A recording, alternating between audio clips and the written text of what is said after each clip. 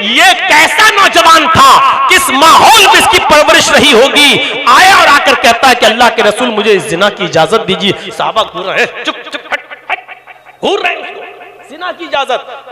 دو چیزوں پر غور کر لیجئے، اجازت کس چیز کی مانگ رہا ہے اور اجازت کس سے مانگ رہا ہے۔ ان دونوں چیزوں پر آپ غور کر لیں گے تو بہت کچھ آپ کو مل جائے گا۔ اجازت کس کی؟ زنا کی، جو سب سے گندا کام، جو سب سے زیادہ گندا کام۔ اور اجازت کس سے مانگ رہا ہے؟ جو دنیا کی سب سے بڑی ہستی ہے جناب محمد رسول اللہ۔ غور کرو، اجازت سب سے گندے کام کی اور اجازت کس سے؟ کائنات کی سب سے بڑی ہستی سے۔ اور صحابہ گھور رہے ہیں، چپ ہٹ۔ اللہ کے نبی نے کہا نہیں، اس کو ڈانٹو نہیں۔ اب اس کو بھگا دیتے ہیں، کمینہ زنا کی جا، تو وہ مانتا نہیں، جاتا اور زنا کرتا۔ لیکن آپ نے کہا ادھر آؤ، اُدْنُ مِنِّی، یہ سنن بیہقی کے الفاظ، میرے قریب آ جاؤ۔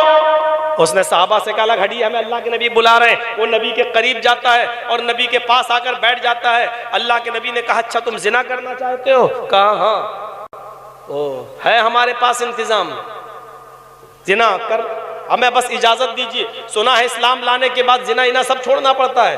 تو اللہ کے نبی نے کہا سنو تو پہلے میری بات، ہاں تم زنا کرنا چاہتے ہو؟ کہ ہاں۔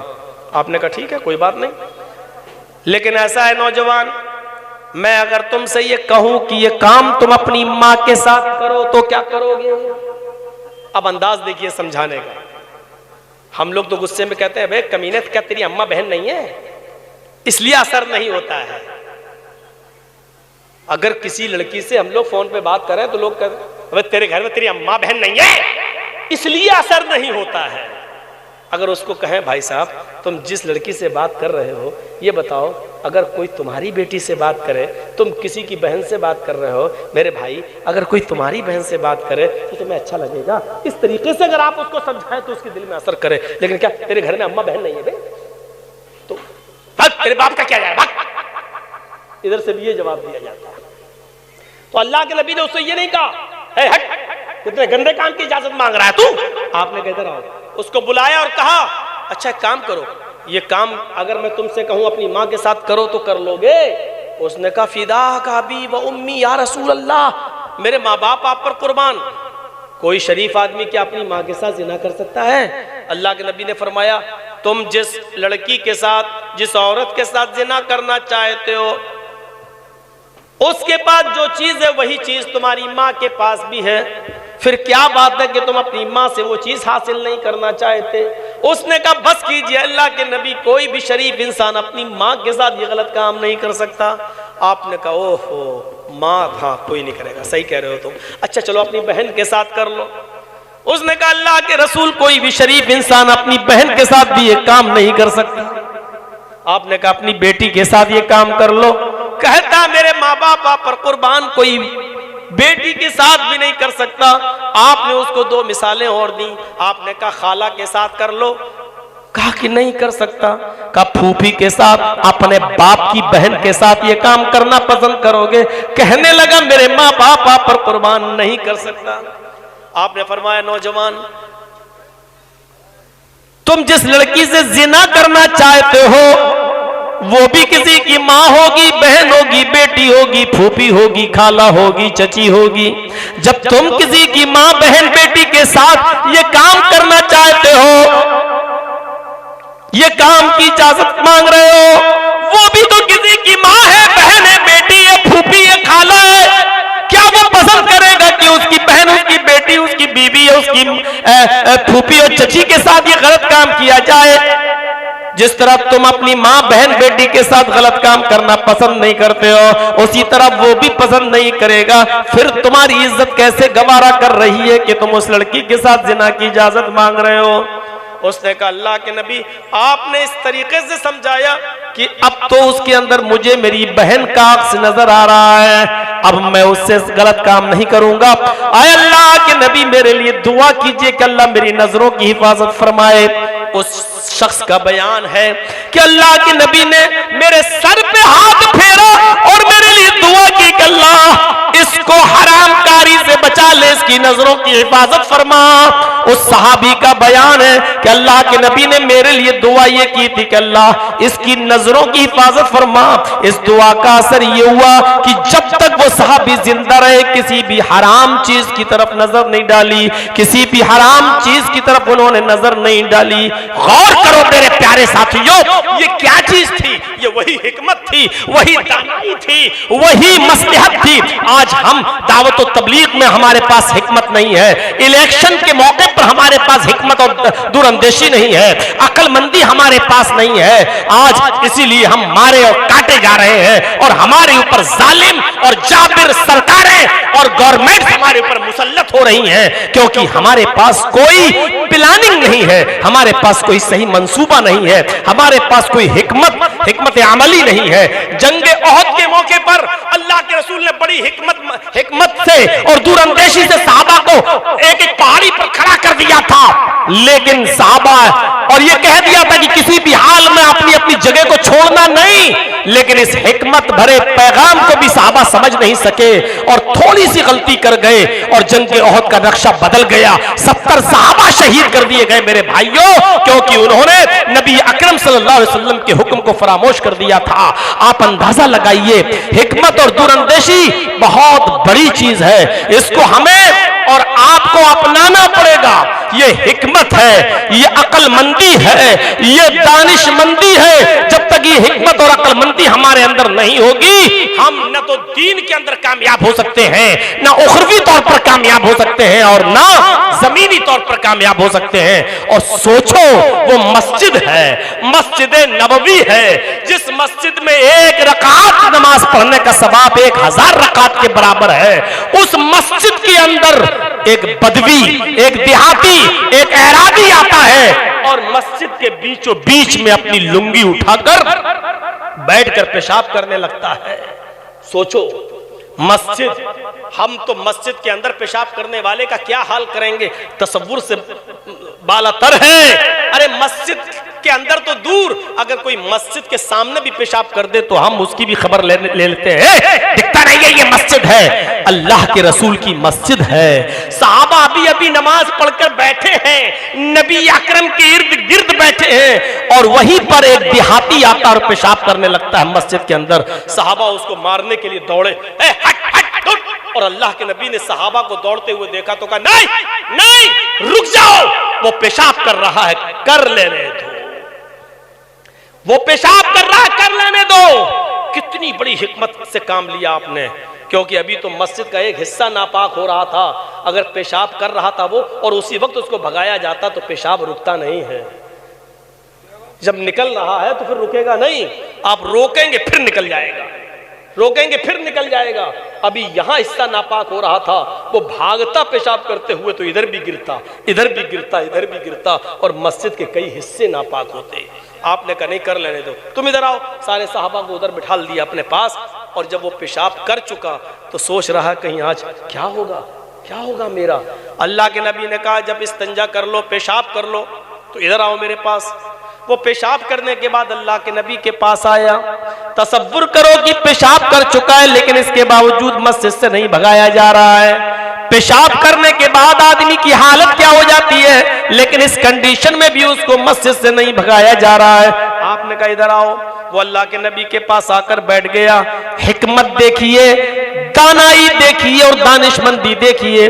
آپ نے جو صحابہ اس کو مارنے کے لیے دوڑ رہے تھے, آپ نے انہی صحابی سے کہا کہ پانی کا ایک ڈول لو, پانی کا ایک بالٹا لو, اور اس کی پیشاب کی جگہ پر پانی ڈال دو, اس کے پیشاب کی جگہ پر پانی ڈال دو.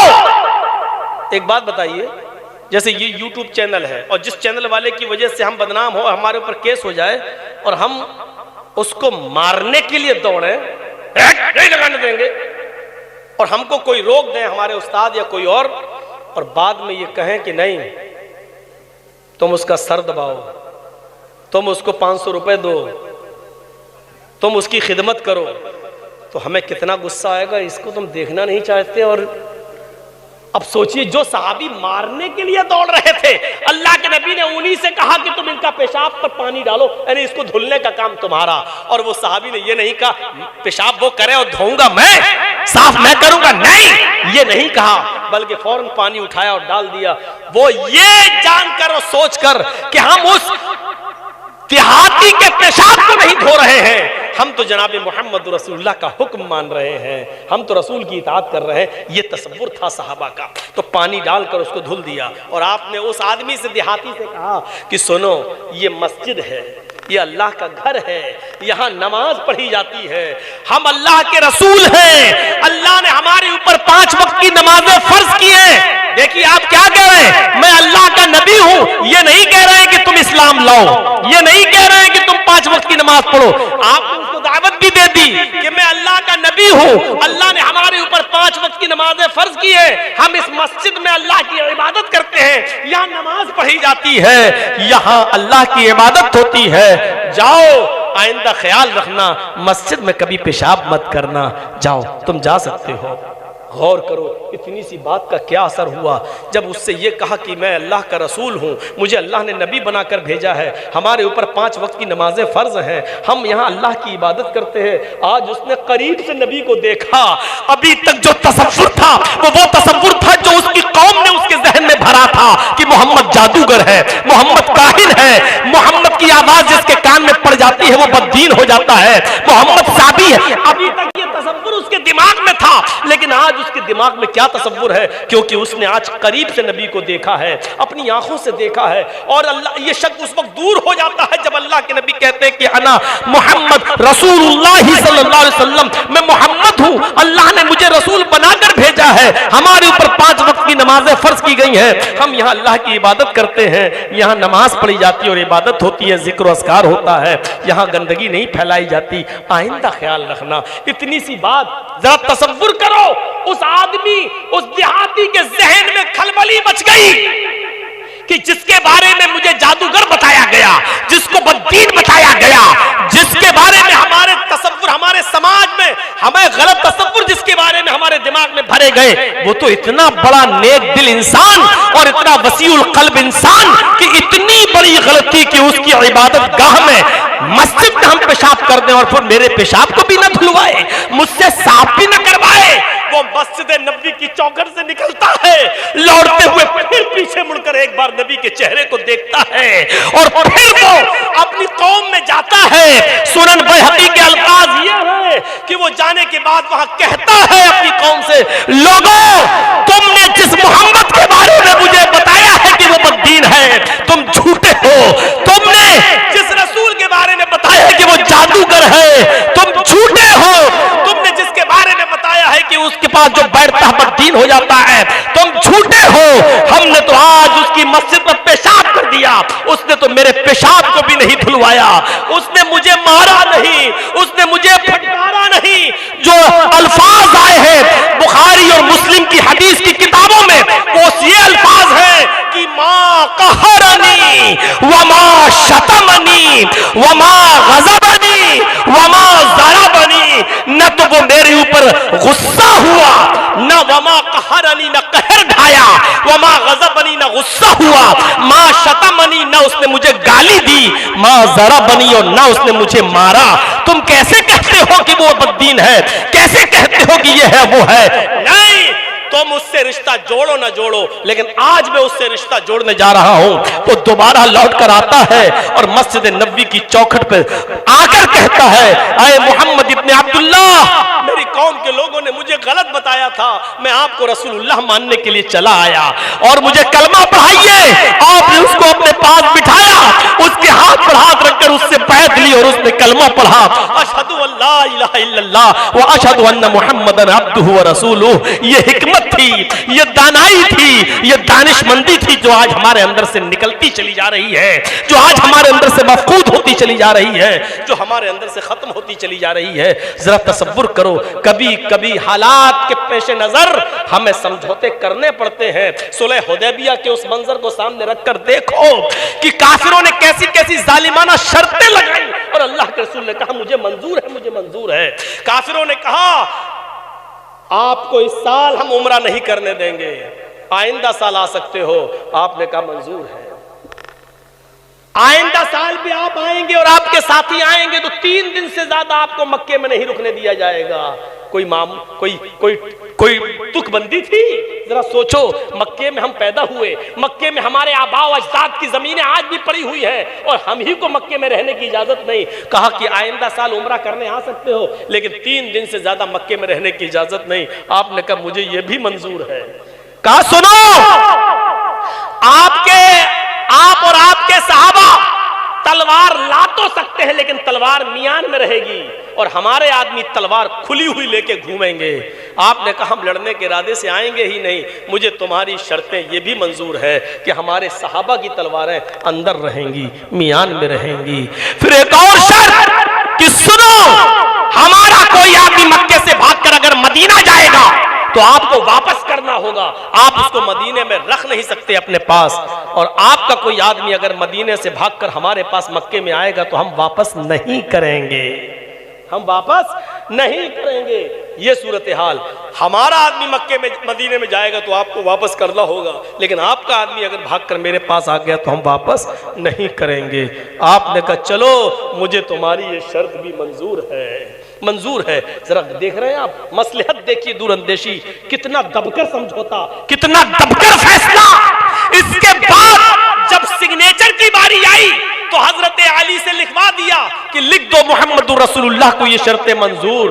تب سہیل نے ایک اور شرط لگائی، اے محمد ہم آپ کو رسول نہیں مانتے ہیں، اس میں لکھا ہے محمد رسول اللہ کو یہ شرطیں منظور ہیں، رسول اللہ کاٹو، رسول اللہ کاٹو، کیونکہ ہم آپ کو رسول مانتے ہی نہیں۔ رسول مان لیں تو جھگڑا کس بات کا ہے؟ آپ عبداللہ کے بیٹے ہیں، محمد ابن عبداللہ لکھو، محمد رسول اللہ نہیں۔ آپ نے کہا علی لفظ رسول اللہ کاٹ دو۔ حضرت علی نے کہا اللہ کے رسول میرے ہاتھ میں وہ طاقت نہیں ہے، اللہ نے آپ کو رسول بنا کر بھیجا، میں کیسے اس لفظ کو کاٹ دوں؟ جو حق ہے میں اس کو کیسے کاٹ دوں؟ مجھ سے یہ کام مت کروائیے، میرے ہاتھوں میں اتنی طاقت نہیں کہ لفظ رسول اللہ کاٹ سکوں۔ آپ نے کہا مجھے بتاؤ اے علی کہاں لکھا ہے؟ اللہ کی قسم جس وقت علی بتا رہے تھے کہ یہ رسول اللہ لکھا ہے، حضرت محمد رسول اللہ اس کو اپنے ہاتھ سے کاٹ رہے تھے لفظ رسول اللہ۔ تھوڑی دیر کے لیے عمر فاروق جذباتی ہو گئے، آؤٹ آف کنٹرول ہو گئے۔ بخاری کی حدیث کے الفاظ کہ عمر فاروق چیخ کر کہنے لگے اے اللہ کے نبی مجھے اتنا بتا دیجئے، السنا علی الحق، السنا علی الحق، السنا علی الحق، کیا ہم حق پر نہیں ہیں؟ وہم علی الباطل، کیا وہ غلط نہیں ہیں؟ آپ نے کہا ہاں اے عمر ہم حق پر ہیں، کیا وہ جھوٹ غلط نہیں ہے؟ ہاں وہ غلط ہے۔ اے اللہ کے نبی کیا ہم اگر ان سے لڑیں، کیا ہم ان سے اگر جنگ کریں، ابھی مارے اور پیٹے اور لڑیں، قتلاہم فی النار وقتلانا فی الجنہ، کیا ہمارے مقتول جو ہم مارے جائیں اگر قتل کر دیے جائیں تو کیا جنت میں نہیں جائیں گے؟ یعنی آپ کیوں ہمیں جہاد کا حکم نہیں دے رہے ہیں؟ کیوں ان سے لڑنے کی اجازت نہیں دے رہے ہیں؟ ہمیں اس سے اجازت دیجئے، اگر ہم مارے گئے تو کیا ہم جنت میں نہیں جائیں گے؟ قتلانا فی الجنہ، کیا ہمارے مقتول جنت میں نہیں جائیں گے؟ آپ نے کہا ہاں جائیں گے۔ قتلاہم فی النار، اگر ہم ان کو مارتے تو کیا فی النار، کیا وہ جہنم میں نہیں جائیں گے؟ آپ نے کہا بلا ہاں کیوں نہیں، اگر تم ان کو مار دیے ختم کر دیے تو وہ جہنم میں جائیں گے۔ تو کہا پھر اگر یہ سچ ہے اور یہ صحیح ہے تو ہمیں لڑنے کی اجازت دیجئے، ہم اگر ان کو مارتے ہیں تو یہ جہنمی، یہ ہمیں مارتے ہیں تو ہم جنتی، ہم تو دونوں حال میں اچھے ہیں، ٹھیک ہے، پھر آپ ہمیں لڑنے کی اجازت کیوں نہیں دے رہے ہیں؟ آپ نے فرمایا عمر اس وقت میں جو سمجھ رہا ہوں وہ تم نہیں سمجھ رہے ہو، عقل مندی اور دانش مندی کا تقاضا یہ ہے کہ ابھی ان کی یہ شرطیں مان لی جائیں، اور آپ نے لفظ رسول اللہ کو کاٹ دیا۔ یہ حکمت تھی، یہ دانش مندی